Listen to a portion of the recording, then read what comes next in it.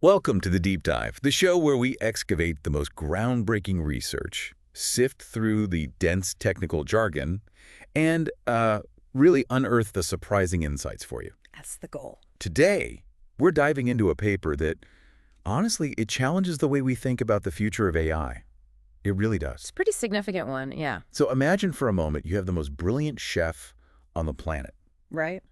This chef, they've spent years in the culinary equivalent of pre-training, mastered every cuisine you can think of. French haute cuisine, Japanese omakase, Ethiopian stews, you name it. The works. Absolutely. They could whip up a perfect souffle, a complex sushi roll, basically in their sleep, flawlessly. And here's the catch. If you want them to learn a new dish, something totally novel, you can't just hand them a recipe. Nope. You have to send them back to culinary school for weeks, maybe even months.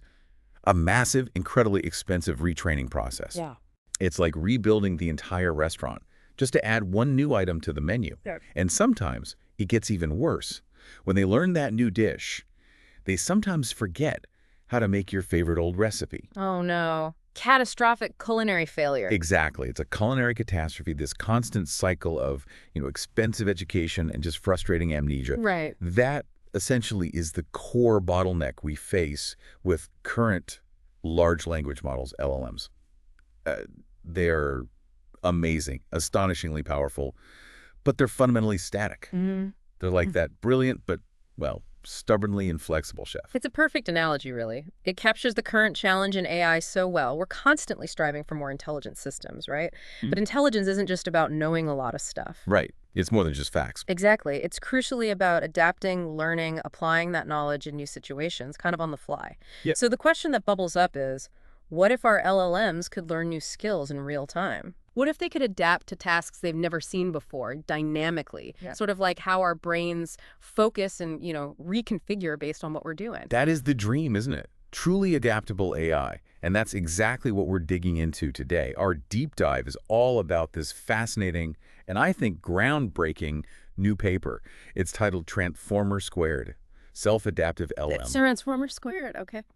And it introduces this revolutionary framework, also called Transformer2, that promises to make LLMs not just smart, but genuinely dynamic, self-organizing even. And the timing couldn't be better. I mean, the AI world is moving at lightning speed. We're seeing bigger, more powerful models almost every day. It's hard to keep up. It really is. But this challenge, making them nimble, adaptable, without that constant, incredibly costly retraining, that's paramount. This paper offers a huge leap forward in tackling that specific problem. Paving the way for AI that can, learn and adjust in the moment. Precisely. Just like you or I would when faced with something new. It's a big step towards truly responsive AI. Okay, let's unpack this. To really appreciate the solution, we need to understand the problem first, the pain points, right? Absolutely. So we talk about how LLMs are typically trained today after that huge initial pre-training. Usually we mean fine-tuning. Can you walk us through what that actually involves? Sure. So typically these models get pre-trained on just an enormous amount of data. Think the whole internet plus books, articles, everything. Just vacuuming it all up. Pretty much. That gives them broad knowledge. Then, to make them good at specific things, they go through this fine-tuning. Often it's described as one-shot fine-tuning. One shot. Meaning it's a single massive effort. You feed it a lot of specific data, maybe examples of good code or medical Q&As or creative stories to refine its general skills for those specific areas. Okay, so train it once on general stuff, then fine-tune it once for specifics. Sounds simple enough on the surface. Conceptually. But in practice, it comes with some pretty major limitations, doesn't it? What are the biggest headaches this causes? Oh, absolutely. The headaches are substantial. First off, it's incredibly resource intensive, remember your analogy. Rebuilding the house to change a light bulb. Yeah. That's honestly what it feels like. If you need to tweak the model for a slightly different task or update it with new data, you're not just patching it. You're essentially re-sculpting this enormous knowledge base. Which takes, what? A ton of computing power? A ton. We're talking thousands of specialized GPUs running for days, maybe weeks. The energy costs, the financial costs, they're astronomical. It's a full rebuild every time you need a significant update. Wow. So it's not like updating an app on your phone. It's a huge engineering lift every single time. Exactly. Which makes the models inherently static, right? Once they're trained and deployed, they're kind of stuck. Precisely. Their behavior is relatively fixed. They're not built to fluidly handle genuinely new, diverse, or completely unseen tasks efficiently, not without another round of that expensive fine-tuning. So that rigidity is a major block for truly versatile AI. It's a huge hurdle, yeah. Real-world interactions are unpredictable. These models struggle when things step outside their training zone. And I've also heard about performance trade-offs. It sounds like you're always making compromises. What does that mean practically? Yeah, that's a critical point.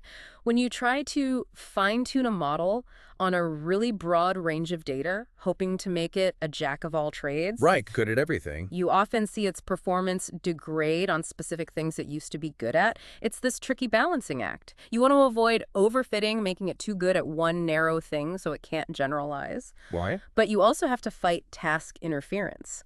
That's where learning task B actually makes the model worse at task A, something it already knew. Like our chef learning molecular gastronomy and then forgetting how to make an omelet. Exactly that. Yeah. You try to teach it everything, and it ends up being mediocre at a lot of things, or it just messes up previously learned skills. Which leads us to the ultimate fear. Catastrophic forgetting. Sounds bad. Why is that such a nightmare? It truly is a nightmare. It's a massive roadblock for models that we want to learn continuously, which is, the goal for real intelligence. Catastrophic forgetting is when you fine-tune an LLM on new data and it basically just overwrites or forgets skills it learned before. Like completely gone. Often, yeah. Or severely degraded. Imagine having a library and every time you add a new book, you have to burn an old one. Yikes. It's not integration, it's replacement. So an LLM that was great at summarizing news might become terrible at it after you fine-tune it to generate code. You lose valuable capabilities you spent a fortune building. Okay, so given these massive roadblocks, the cost, the inflexibility, the trade-offs, this catastrophic forgetting, it's crystal clear we need new approaches, where did the idea for this paper's solution come from? Well, the core idea, self-adaptation, isn't actually brand new. It draws a lot of inspiration from, biology, from brains. Yeah. Our brains are incredibly dynamic, right? We don't have just one fixed set of connections for everything. Specific brain regions get activated for specific tasks, and networks actually reconfigure themselves based on what we're doing. Like switching gears between math and writing an email? Exactly. You shift focus, reallocate resources. That's real-time adaptation. It's fundamental to how we think. Researchers have studied this neuroplasticity for years, how our brains allocate resources efficiently. So it's about mimicking that natural flexibility, not just building a giant static encyclopedia. Precisely. And this idea has roots in AI history too, right? It's not just a recent thought. Not at all. This goes way back. Even in the early days of neural nets, people like Jürgen Schmidhuber were exploring models that could modify their own weights, or even generate weights for other networks, things called hypernetworks. Huh. Interesting. Yeah, so this paper builds on that foundational concept of internal dynamic modification, but makes it practical and effective for today's massive LLMs. Okay, but people have been working on making fine-tuning more efficient. We hear a lot about LoRA, low-rank adaptation. It's pretty popular. Why doesn't LoRA solve this self-adaptability problem? Isn't it efficient? That's a really important question. LoRA and related methods like LoRa XS or IA3, they have been game changers for reducing fine-tuning costs. They work by adding these small, trainable matrices, like little add-on modules, to the frozen LLM weights. Right, so you only train the small bits. Exactly. It drastically cuts down the parameters you need to update, makes fine-tuning much faster, more accessible, but when you push for true self-adaptability, where the model reconfigures itself on the fly for any unseen task, LoRA hits some fundamental limits. Like what? Where does it break down for this dynamic self-organizing goal? Well, one issue is parameter escalation. If you want the model to be good at many different things, you might try creating multiple LoRA expert modules, one for math, one for coding, etc. Okay, a toolkit of LoRA experts. Right. But the total number of parameters across all those little modules can add up really quickly. You end up with this large collection of specialized bits, which increases storage, increases computational demands when you need to swap them. It starts to undermine the efficiency gains when you scale it up. So the lots of small things becomes one big thing again. Kind of, yeah. And another big problem is overfitting. These LoRA experts, especially if you train them on smaller, specific data sets, They can become too specialized. Brill. Exactly. They get really good at that one data set, but don't generalize well, even to slightly different examples within the same domain, let alone totally new tasks. Okay, overfitting. And the paper really emphasizes this other issue, lack of compositionality. That sounds crucial for adaptability. Why is that such a hurdle for LoRA? It absolutely is crucial, and this is where LoRA really struggles for building truly adaptive systems. Imagine you train two LoRA modules, say, one for math reasoning, one for logical deduction. Now, if you try to combine them, maybe just average their internal A and B matrices, Right. it's highly unlikely the result will preserve their original skills. You probably won't get a super expert in logical math. You might get mush. Often, yeah. Or something that performs worse than either individual expert. But why? They're just numbers, parameters, right? Can't you just add or average them? It's because those A and B matrices represent these complex, nonlinear changes to the network. There's no simple, interpretable algebraic structure there. Think about it. There are countless ways to arrange the parameters in a neural network to get the same overall behavior, so just averaging the parameters of two separately trained LoRAs, it rarely gives you a meaningful combination. It's like randomly mixing ingredients from two different recipes and hoping for the best.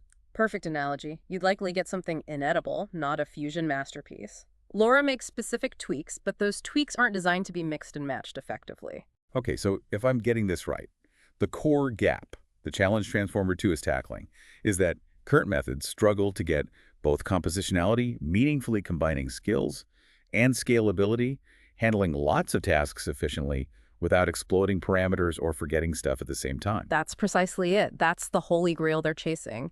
AI that can flexibly combine expertise on demand. All right, we've laid out the problem, the limitations. Now, the exciting part. How does Transformer2 actually do it?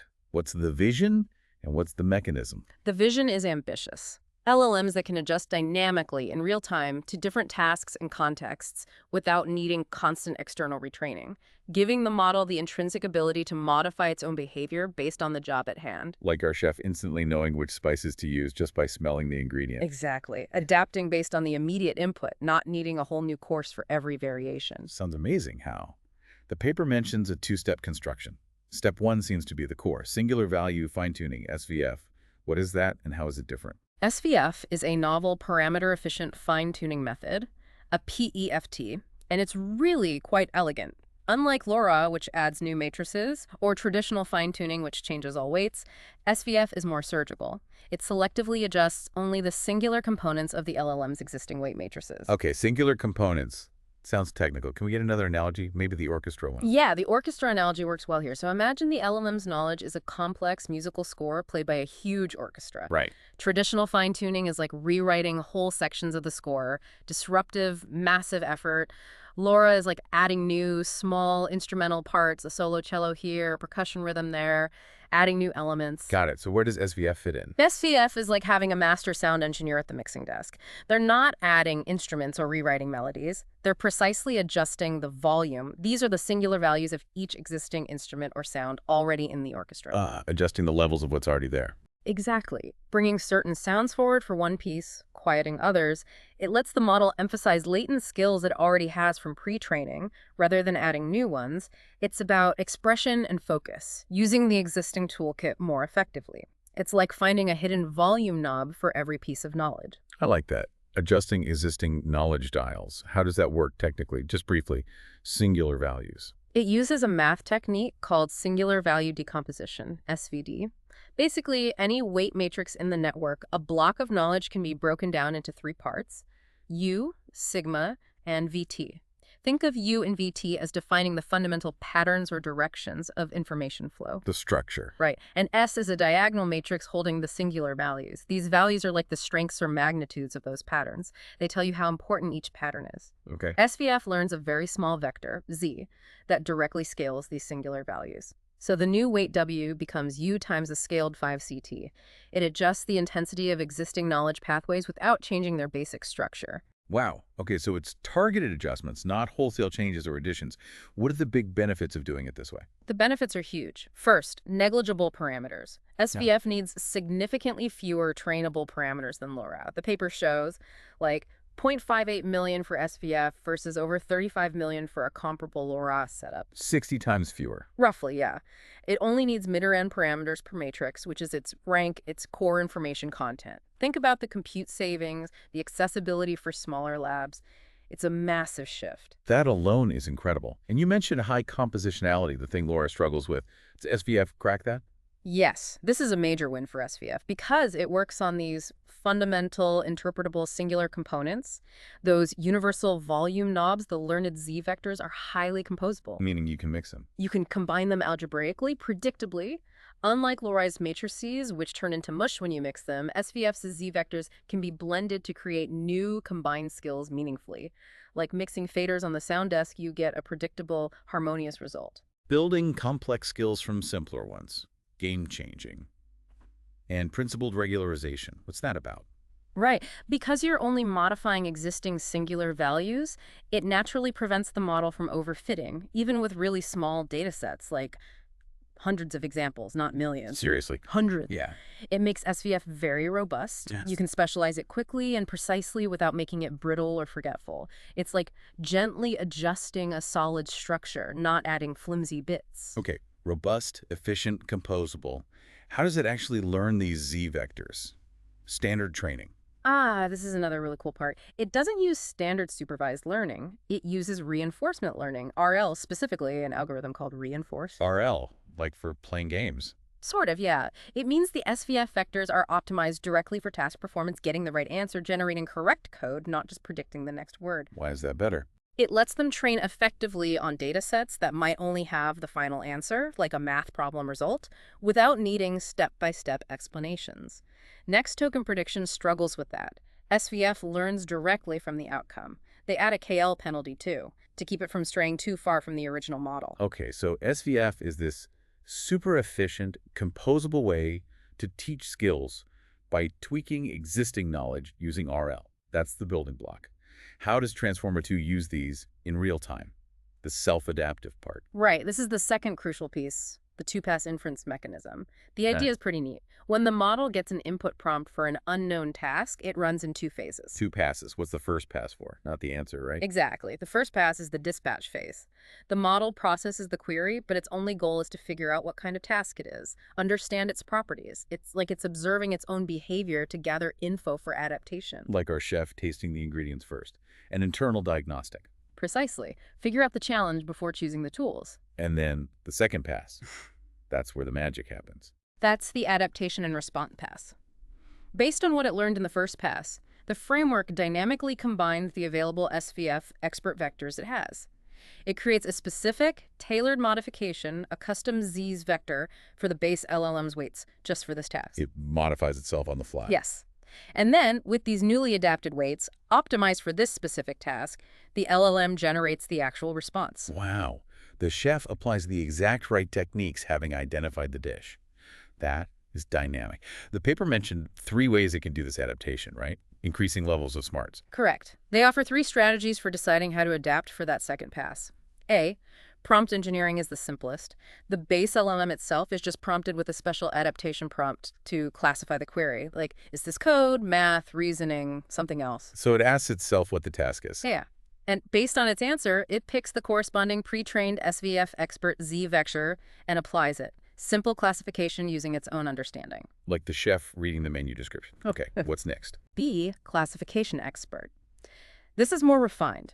Instead of just prompting, the base LLM is actually fine-tuned using SVF to become a specialist in classifying tasks, a dedicated job classification expert. ZT. So you train a specialist just for the dispatching step. Exactly. In the first pass, this CC expert gets loaded just to classify the task. This leads to a more accurate selection of the right SVF expert Z for the second pass, more reliable routing. Makes sense. Train a specialist for better diagnosis. And the most advanced one. That's C, few-shot adaptation. This is the most flexible. It uses a few example prompts for the target task, like traditional few-shot learning. But here's the clever bit. Instead of sticking those examples onto every query. Which makes prompts really long and slow. Right. Instead, it uses a Monte Carlo method called the cross-entropy method, CEM, in the first pass. CEM searches for the optimal linear combination, the best blend of multiple existing SVF expert vectors, CK, that works best on those few examples. So it mixes and matches existing experts to create a custom expert blend for the task. Precisely. It figures out the best recipe, CCSTK, using multiple Z vectors to create a super expert tailored on the fly for that specific task, based on just a few examples. And crucially, that search happens just once for the task, not for every single query. That's the key efficiency. Find the optimal blend once, then apply that efficient Zs for all subsequent queries of that type in that session. It front-loads the adaptation cost. Okay, this sounds incredibly powerful, but does it actually work? Let's get into the results. How did SVF itself perform in their experiments? The results are really strong. SVF consistently gave considerable performance gains across different LLMs, LM838B, the Big 70B, Mistral 7B, and across different tasks too. GSM8K Math, MBPP Pro Coding, ARC Easy Reasoning. Consistent gains are good. Very good, shows robustness. And crucially, how did it compare to LoRA, the current standard? Did SVF actually beat it? It clearly decisively outperformed LoRA, often with those orders of magnitude fewer parameters. We talked about like 0.58 A main versus 35 M. And importantly, LoRA sometimes actually hurt performance, made the model worse. Wow. So SVF is not just a bit better, it's significantly more efficient and more effective in these tests. Yeah, it really suggests a fundamental advantage for this kind of adaptation. And it works beyond just text, right? The vision language model results. That was really impressive, yeah. Showed SVF isn't just a language thing. They applied it to a vision language model, LAA3, LLava Next T8B, on a task called TextVQA, Understanding Text and Images. SVF boosted performance by over 39%. 39%, it's huge. It is. And again, using less than 10% of the training parameters LoRA would need shows real versatility across modalities. Okay, so SVF itself is powerful. Yeah. Now, the full Transformer2 system with the 2 passes, did it work on totally unseen tasks? That's the real test of adaptation. Absolutely. The ultimate test. And yes, it demonstrated effective self-adaptation on tasks the experts weren't explicitly trained for. Challenging benchmarks like math competition problems, humane-evil coding, ARC challenge reasoning, even OKVQA vision tasks. It generalized to things it hadn't seen. Exactly. That's the dynamic adaptation we want. And compared to LoRA on these unseen tasks. Again, Transformer2 came out clearly ahead. All its adaptation strategies showed improvements. But the LoRA baselines, they often gave only marginal gains or even significant performance drops on these unseen tasks. So LoRA couldn't generalize or adapt dynamically. It really highlights LoRA's sensitivity to overfitting, especially with smaller training sets like GSM8K. It's built for specialization, not this kind of dynamic generalization and composition. Makes sense. And among the 3 Transformer2 strategies, prompting, classification expert, few shot was there a winner. Yes, a clear trend. The more sophisticated the strategy, the better the performance. Few-shot adaptation, the one that blends experts based on examples, was almost always the top performer. So more information about the task at test time really helps it adapt better. Definitely. Giving it even a few examples lets it create a much more tailored, effective adaptation. And that cross-domain transfer language experts helping on vision tasks, can you unpack that again? That seems wild. It is pretty remarkable. Using SVF experts trained only on language tasks like math and reasoning, Transformer2 still improved performance on OKVQA, a visual question answering task. Yeah. It suggests SVF is tuning something deeper, maybe more abstract representations of reasoning or knowledge that aren't strictly tied to language, skills that transfer across modalities. It's really fascinating. Okay, efficiency. This 2-pass system sounds like it could double the inference time. Is that the case? That's a fair concern, but it's usually not double. The first pass, the dispatch adaptation step, is often much shorter than the second pass where it generates the full answer. Oh, okay. For example, on the math benchmark, the first pass was only about 13% of the second pass's time. So the overhead was pretty small for getting complex answers. It depends on the task. For short answers, like multiple choice, the ratio is higher. But for typical long generations, it's a minor fraction. And the fancy few-shot adaptation using CM search. That sounds like it must be slow. It does add an upfront cost for the search, yes.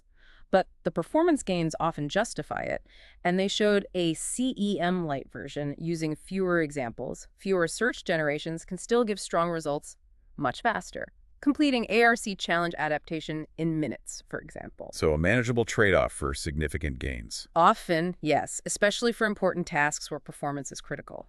Let's dig into how it adapts. How good was the job dispatching in the first pass? Did it correctly figure out the task type? Yes, it was impressively accurate. Both the simple prompting and the specialized classification expert showed high accuracy in matching queries to the right expert domains. The confusion matrices in the paper look really good, strong diagonals, showing correct classifications. And the specialist classifier was even better. Generally, yes. Specializing that dispatch step paid off in higher accuracy, as you'd expect. It confirms the system knows what it's dealing with before adapting. And for few-shot, when it blends experts, how did it choose which ones to use? Did it make sense? Mostly, yes. The analysis of the mixing weights, the UC values, showed that experts trained on similar tasks usually contributed most to the unseen task. Makes sense. Mostly. Was there anything weird? There was one really interesting finding with the math task. You'd expect the expert trained on GSM-8K, the grade school math dataset, to be the most important, right? Yeah, math for math. But it was actually the lowest contributor for both Llama and Mistral models. What? Why? That makes no sense. Well, it suggests the competition-level math problems are very different from GSM-8K. They rely much more heavily on complex logical reasoning, multi-step deduction, not just arithmetic.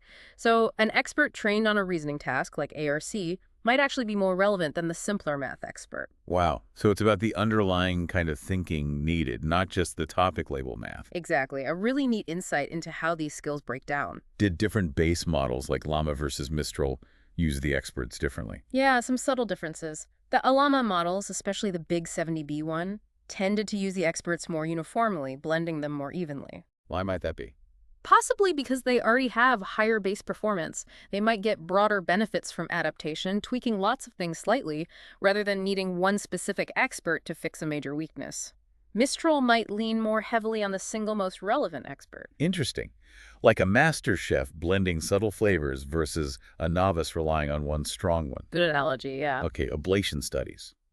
Where they took parts away to see what mattered, what did they find? Which parts of the LLM need updating? They found that updating both the MLP and the attention modules together gave the biggest performance boost.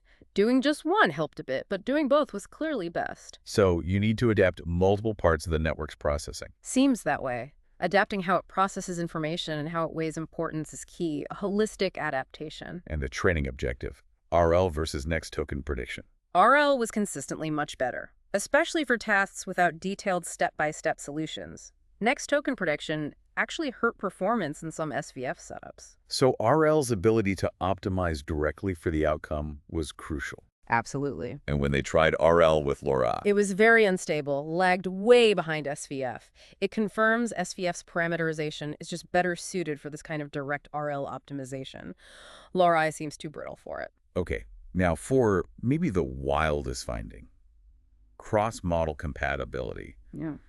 Can you really take an SVF skill learned on Llama and use it on Mistral? This is where it gets really exciting, potentially transformative, and the answer was, surprisingly, yes.